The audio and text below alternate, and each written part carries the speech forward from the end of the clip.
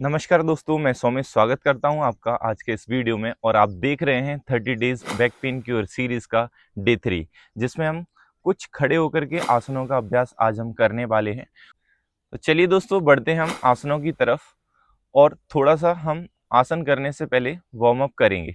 उसके लिए आप सबसे पहले इस तरीके से स्टैंडिंग पोजीशन में आ जाइए। अपने दोनों फीट्स को शोल्डर अपार्ट रखिए। अब श्वास भरते हुए दोनों हाथों को इस तरीके से सामने ले आएंगे। अब श्वास छोड़ते हुए स्लोली स्लोली अपने दोनों हाथों को लेफ्ट साइड टर्न करेंगे। अब श्वास भरते हुए धीरे धीरे सामने लाएंगे। अब श्वास छोड़ते हुए फिर से राइट साइड की तरफ टर्न करेंगे। दोस्तों ध्यान रखेंगे, जब आप ये कर रहे हैं, इसको कटी चक्रासन बोलते हैं।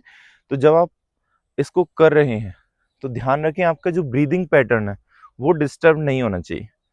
बिना ब्रीदिंग डिस्टर्ब किए हुए इसको जेंटल 10 राउंड्स करेंगे। तो दोस्तों ये हमने किया कटी चक्रासन में वार्म अप।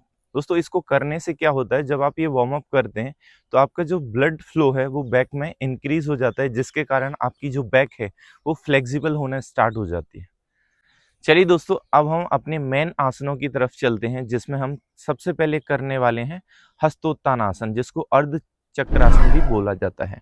तो दोस्तों अर्ध चक्रासन को इस तरीके से अपने दोनों पैरों को शोल्डर डिस्टेंस अपार्ट रखेंगे। अब अपने दोनों हाथों को इस तरीके से ऊपर ले जाते हुए श्वास भरते हुए जितना पीछे जा सकते हैं उतना पीछे जाएंगे और रोके रखेंगे और धीरे धीरे एक्सेल के साथ वापस आ जाएंगे।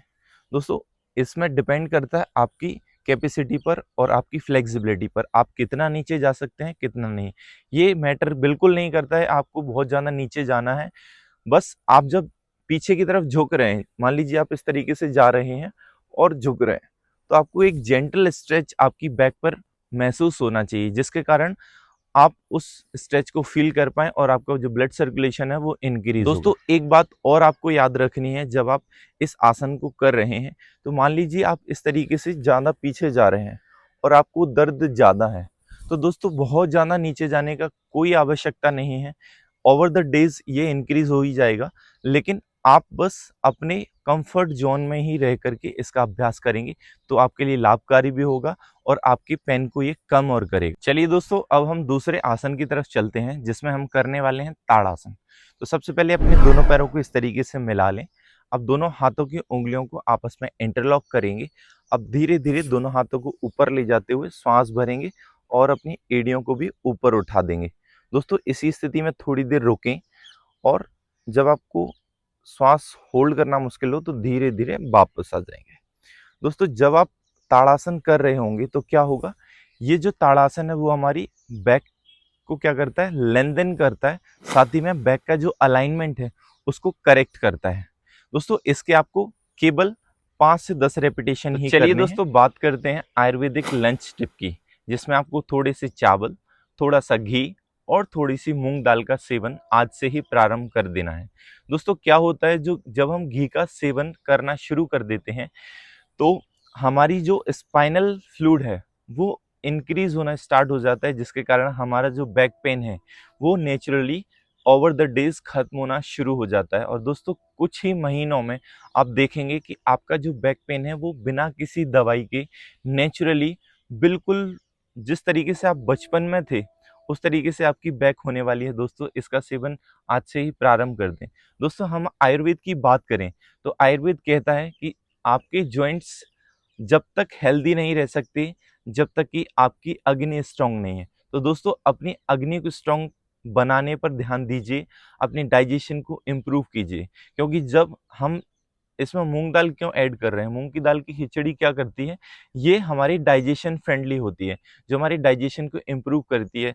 तो हम दोनों चीज़ों पर काम कर रहे हैं। स्पाइनल फ्लूइड जो आपकी मसल्स को फ्लूइडिटी देगा, एक लुब्रिकेशन का काम वो करेगा, और जो मूंग की दाल है वो डाइजेशन को इम्प्रूव करेगा।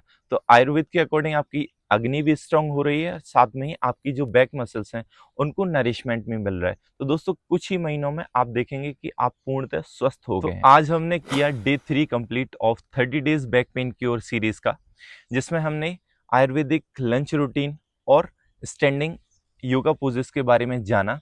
दोस्तों आज से ही आप अपनी बैक को देखेंगे कि वो ज़्यादा एक्टिव और लाइट लग रही है। दोस्तों कल हम मिलते हैं एक नेक्स्ट वीडियो के साथ, जिसमें हम करने वाले हैं night routine for back pain.